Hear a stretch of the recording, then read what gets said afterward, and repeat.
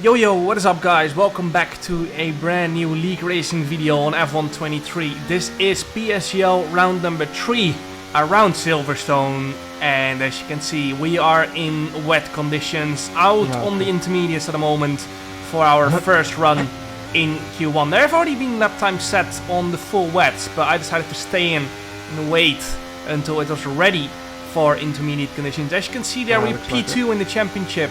2 points behind Thomas Ronhaar and 1 point ahead of our teammate Danny Bresnay, who isn't a Red Bull in the game, but he is our, in real life, Mercedes esports teammate, of course. So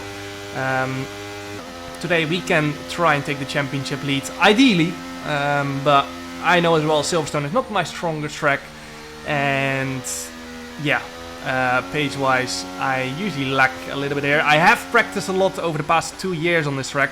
Probably the track I've got the most hours on over the past 2 years, in order to try and get better at it. I used to be great on it in real life in Formula Renault.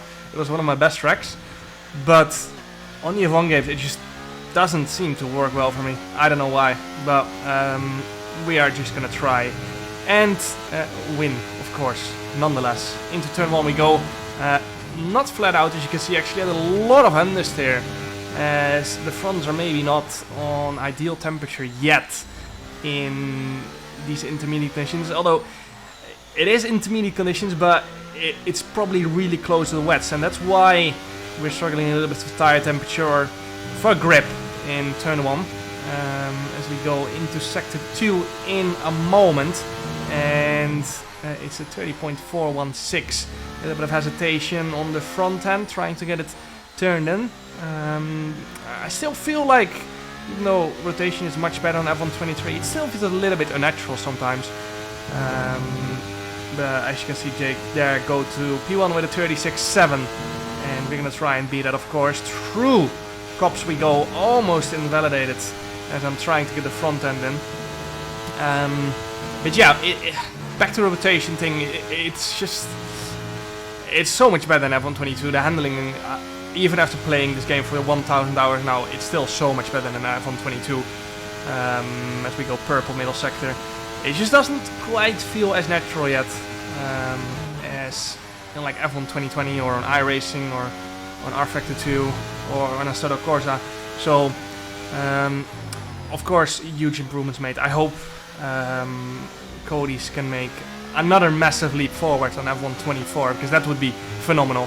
I've been really enjoying this. Oh, my lap felt so hoarse. I have been enjoying this game a lot so far, but 1,000 hours in now, I'm getting a bit bored of it, so I can't wait for the new one already, even though it's only February. But yeah, on to our last Q1 lap then. You can see we're 1.5 seconds up. Even though we're not even in the danger zone, I can take the last 2 corners just cruising as we go across the line. It's much drier. And yeah, even though taking it safe, we go P2 quite comfortably. Oh, that was easy. Took no risk there at all. Purple first sector, and then double green in second and third. Our teammate Danny Bresnay in P1, Alfie Butcher in P3, Jake Benham in P5, as Freddie actually jumps us by 3/100ths of a second. And yeah, Shanaka Clay, Brendan Lee, Simon Weigang, Alvaro Caraton, and Thomas Ronhaar out in Q1. Quite a big field spread, as you can see there, 1.1 seconds between P1 and P20. So yeah, a lot bigger than usual. Usually it's like 2 tenths, 3 tenths, 4 tenths on a good day. But yeah, crucially, our championship rival Thomas Ronhaar out in Q1. But of course, qualifying is not where the points are scored. So we go into Q2 and actually have to make it into Q3 first. So let's head into it and see what we can do in Q2 and see if it's actually gonna be wet again. And as you can see there, it is wet. I'm out on a used set of intermediates at the moment, because you get quite limited wet tires, and I wanted to save as many as possible for Q3 in case it did stay wet. Across the line we go. It's a 131.400 P2 on a used set of tires, so that's phenomenal. I already know this is gonna be a shit show. And yeah, second run, last run of Q2, it is dry. Although it is drying. Let's keep it that way. It is drying. It's 25 seconds left on the clock, and everyone wants to be last to set their lap, of course, because the track is just continuously improving as Danny crashes with Ismail there in the last corner. Danny lost his wing there. I'm just trying to create a gap as late as I can, and we're gonna cross the line with 8 seconds left on the clock, and this was the best scenario I could be in. Of course, some people behind me still crossing the line, but I just wanted to be comfortable and have enough tire temperature to do a solid lap here on a drying track. But yeah, I think Ismail and Danny both front wing damage. What are these idiots doing? They're like 15 seconds spare. They're actually battling each other on their only useful Q2 lap. As we go purple first sector, I've gone a little bit wide there trying to get the front turn in. Might be getting some dirty air from the car's head as well, of course, so that is not ideal for our qualifying lap. There are a lot of people really far ahead, so that could save us here. But if we go through maggots and baggets with dirty air, then it's really going to hamper our lap. And you can see Ismail has front wing damage and is struggling to get a car rotated through the high-speed corners. You can see how much we're gaining, and this is bad news for us, as Ismail is definitely going to be out in Q2, but we've been a little bit blocked there. Man, you've got the wing damage, you're not making it. And Thank you. Yeah, Ismail, thank the Lord, moves out of the way. Didn't have to, of course, because we're both on a push lap, but he was not going to make it into Q3. He knew that. Yeah, it was just very nice from him that he let us go there and saved our qualifying, basically. So I owe him a beer for that one. If he's 18 already, I don't even know that. But thanks to Ismail, we made it into Q3. And out in Q2, Patrick Siepels, Johnny Tomla, Barry Borman, Danny Bresnay, and then, of course, Ismail in P15. So, yeah, this was one of those qualifying sessions where we had to keep our head, even though it was such a stressful end. It was just important to make it through. And yeah, actually 2-10 margin, so we could have even maybe fought Ismail a little bit into stall, but yeah, it was just nice that he went out of the way anyway. And yeah, on to our first Q3 lap. It looks like it's properly dry now, although the lap times are not great at the moment yet. We're looking at like a 1:24.2. F1 Esports, you can see a lot of people ordered the lap times. We were supposed to drive on Silverstone, but we didn't, because that round got cancelled. And yeah, you can see what lap times others are doing. A lot of people were doing 24.2, 24.3, and then were like a handful of people doing a very high one or very low 2. So yeah, that's what we're aiming for. At least a 0.2. That's what we have to do. And yeah, with that we have to improve 3/10s, I think. So our previous lap was a 0.5. So 3/10s is what we have to improve. Very good rotation through that hairpin there. And we are half a tenth up through the first sector. A bit of a poor exit, or not fully comfortable on the exit there. Definitely was more time in there. Purple first sector, that's actually a really good first sector. A high 0.8. And fourth gear through here to keep the minimum speed up. 1.3 tenths up, make that 1.5 tenths as we head into Cops. Easy flat out in dry conditions through here, just like in real life. And smooth on the wheel, more grip, and that means less speed scrub off through Cops. Down to 7th gear for this left-hander, and then down to 6th for the next right-hander. Early on throttle to keep the back end stable as someone has gone off ahead of me, and we're 1.8 tenths up going into the final sector. Nicolas Longue goes P1 with a 24.19 as we head into stall. And as I said before, we have to improve 3/10 at least if we want to have a chance for pole position here. So into the final 2 corners we go. Bit wide on entry there. 2.5 tenths up for a brief moment. On the power we go. And it is horse on this track. At 24.24. Yeah, didn't feel like a great lap, but it was enough. For P2, front row on the grid. And yeah, quite happy with that, to be honest. Our teammate Jake Benham in P6. And qualifying so far in PSGL this season has been great. I've been up there every single qualifying session with at least a chance for pole position. And that is just important, that you are qualifying consistently top 5. You don't need to be setting pole position in Q3 because you just need to be top 5 in order to have a chance to win the race. And that's what we're doing every single qualifying session. So very happy with that. We're going to be starting on the softs here.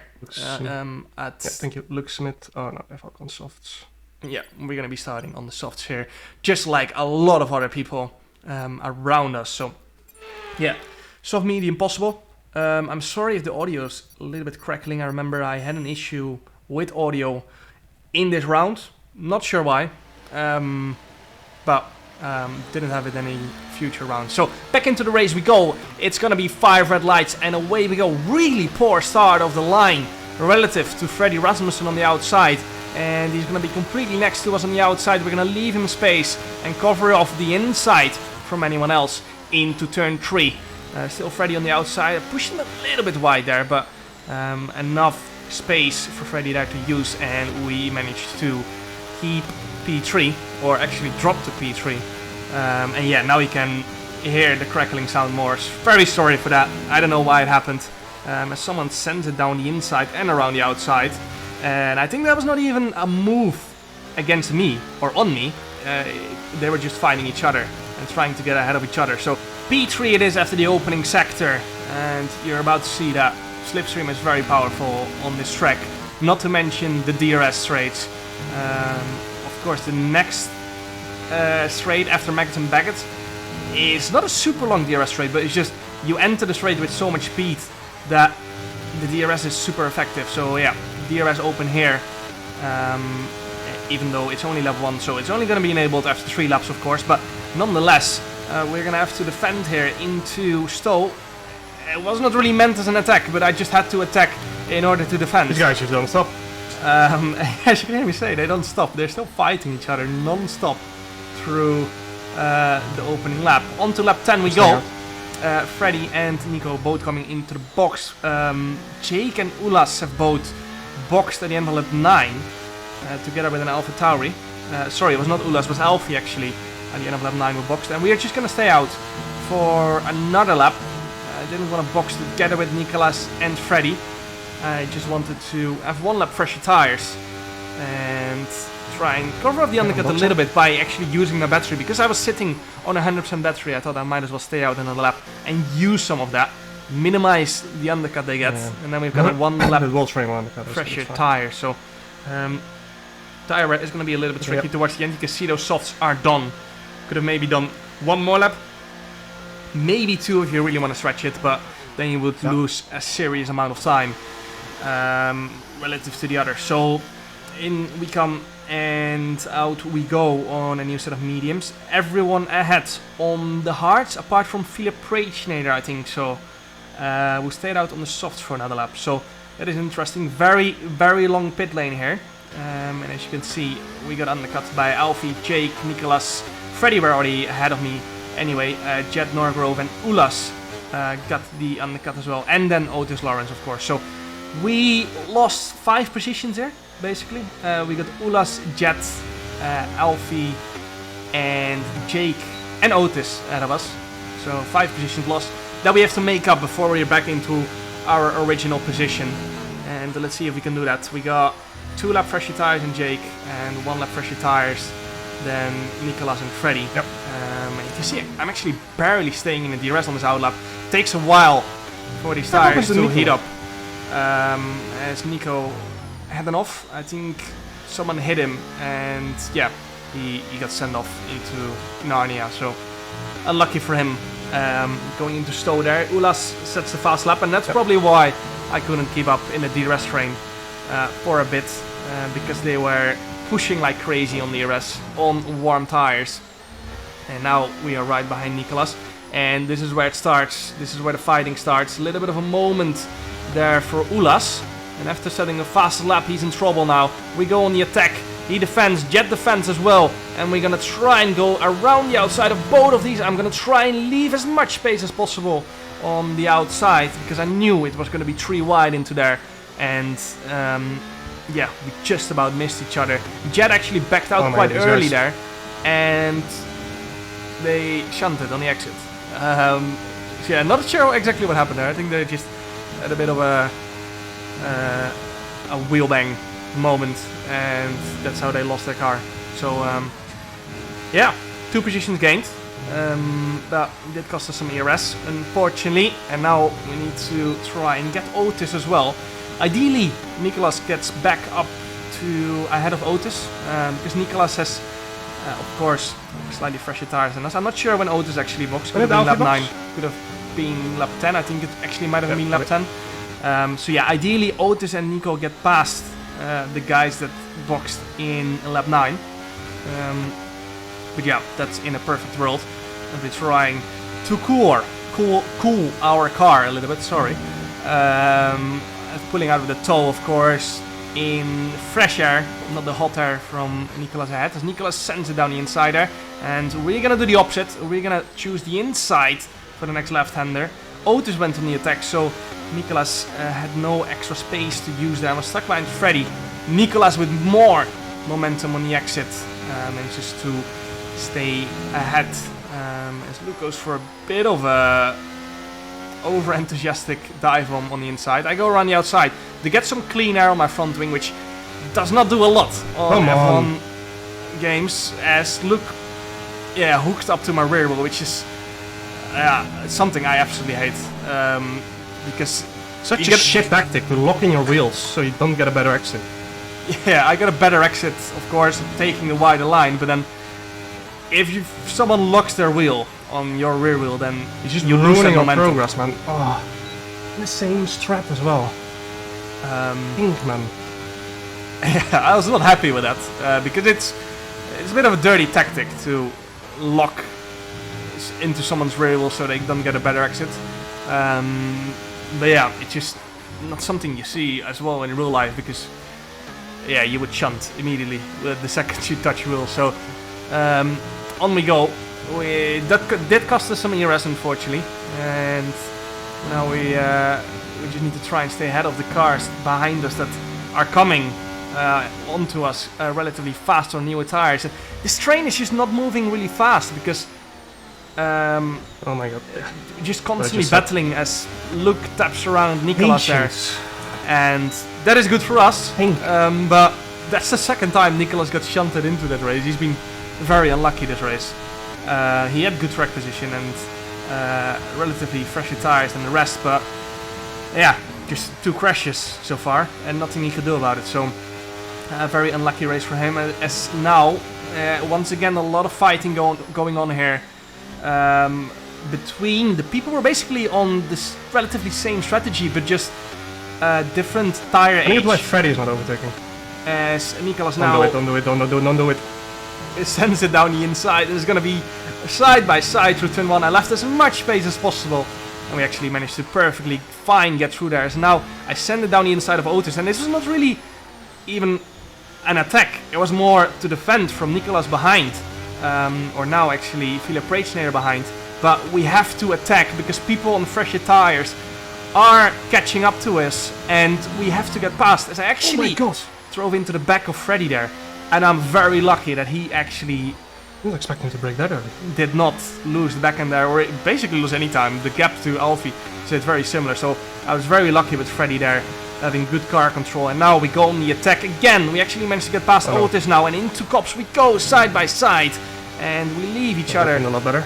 More than enough room into Maggots and Baggers. I didn't want to make it side by side again.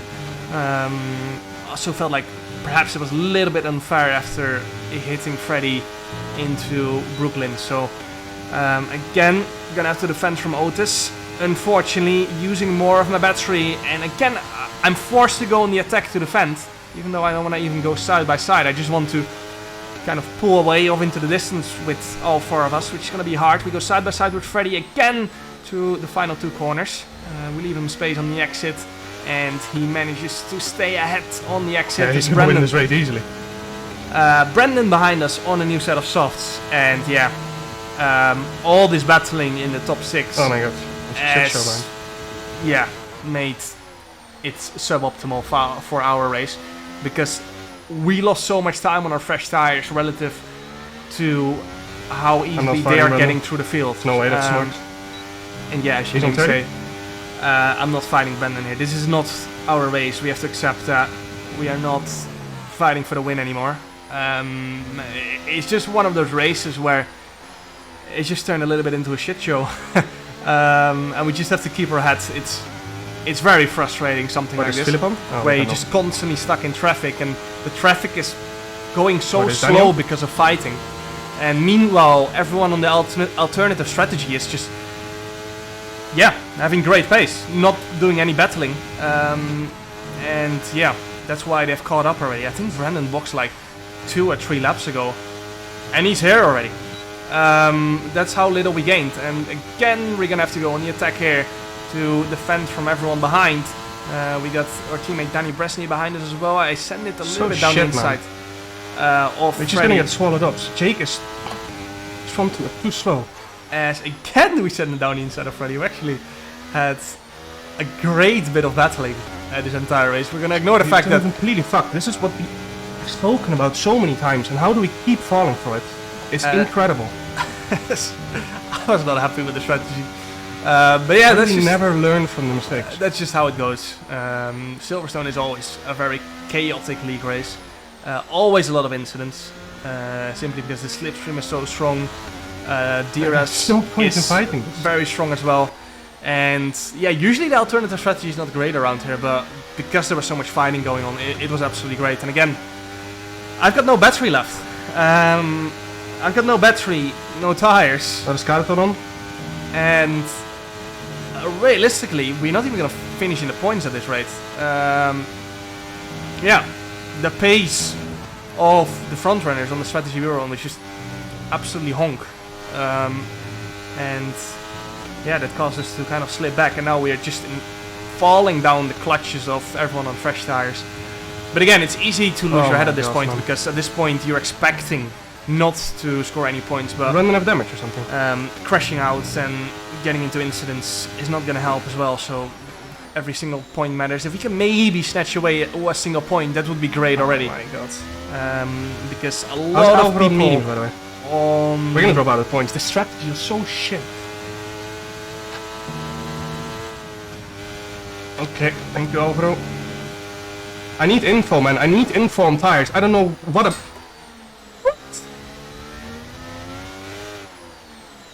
As you can see, it turned into a shit show. I got a run off the circuit a little bit there, which was a bit unfortunate, but yeah. Down to P10 now. Patrick actually overtakes us, but reason why Ismail hit us... Does Patrick have wing damage or something? What am I watching? Was because Patrick drove into the back of Ismail, and now we are over second behind the lead group. It's just such a frustrating race. Just to even watch it back, I'm getting frustrated. It's like everything that could have gone wrong strategically and like battling wise went wrong, unfortunately, and it looks like we're not even going to get DRS here. Actually, we did just about get DRS by a few thousand, so otherwise we would have been even more screwed here.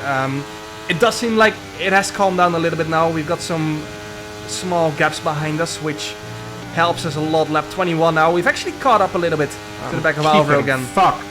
And now we get Shanika and Simon going down our inside, both on much fresher tires. Again, leaving them enough space to make it 3 wide. We are going to send it down the inside here because I knew the field was going to bunch up. And yeah, they run into each other a little bit. Simon got front wing damage there, and yeah, he has a lot of understanding now. You're about to see in the next few corners that he's really going to be struggling without having a proper front wing on there. You can see how early he has to brake. Actually caught me off guard a little bit, but noticed straight away from here on that he had front wing damage. And Brendan actually slipping down the order a little bit as well. I think he might have had front wing damage as well. But yeah, we're about to get P10 back again because yeah, Simon struggling without front wing, of course. He was actually on a great strategy. He was really making good inroads. But unfortunately, with so much front wing damage, there's nothing he can do. He knows it as well, and that's why he's not fighting us too hard here. So up to P10 we go again, and we're gonna try and just keep P10. That's, I reckon, the maximum we can do here. Just keep fighting for that single point. Lap 26 now, actually. Nothing has really happened. I wasn't really under threat from anyone behind me. And Brandon just really struggling, running wide there. I'm not sure if he had wing damage or if his tires were just completely destroyed. But yeah, really struggling in the past few laps. He actually was very smart, run wide in Cops to make sure he was going to get DRS and had a chance to defend here. It does seem like he has some ERS in spare. But we've got the slipstream and the straight line speed. We're going to go on the attack, turn to the outside and go for the switchback. Brandon sliding on 4 tires across the track. And we're going to be completely ahead by the time we head into the braking zone. Much more grip with our car. And up to P9 we go. And that's going to be P8. What a shit race. I don't get penalties. How did that Haas end up so far ahead? Was it a lap behind? And yeah, very frustrating race. But at the end of the day, it's also important to... it was important that we didn't lose our heads, because in a race like this where everything just goes shit non-stop, it is important that you actually make it to the finish. We got P8 because Alfie had a 3-second penalty from a pass race. So still decent points. Not ideal, of course. But yeah, that's just how it goes sometimes. Can't always win in racing. There are going to be races where you don't finish on the podium, or points, or win. That's just how it is. And it's very important for our championship that we just consistently keep scoring points, even in races like this that are so painful. We have to make it to the finish. 25 points in total for us now after that P8 finish. Thomas in P1 with 34, Danny Bresnay in P2 with 33, and then Freddie Rasmussen in P4 with 19. Looking back at the race, probably should have boxed earlier, gone for track position, and also probably went too much on the attack against Freddie there in nearing the end of the race, the last 8 laps. Should have probably calmed down a little bit with the ERS usage and see if Freddie could make some moves. But yeah, we learn from it. Won't be the last mistake I make in racing. So yeah, hope you guys enjoyed this horrible race. It felt horrible. It's even felt horrible to watch. But hope you guys enjoyed it nonetheless. I hope you enjoyed my suffering. And make sure to like and subscribe if you want to see more suffering. No, I'm joking. Next few races we're going to be cooking. Make sure to like, subscribe, and see you guys next time. Ciao.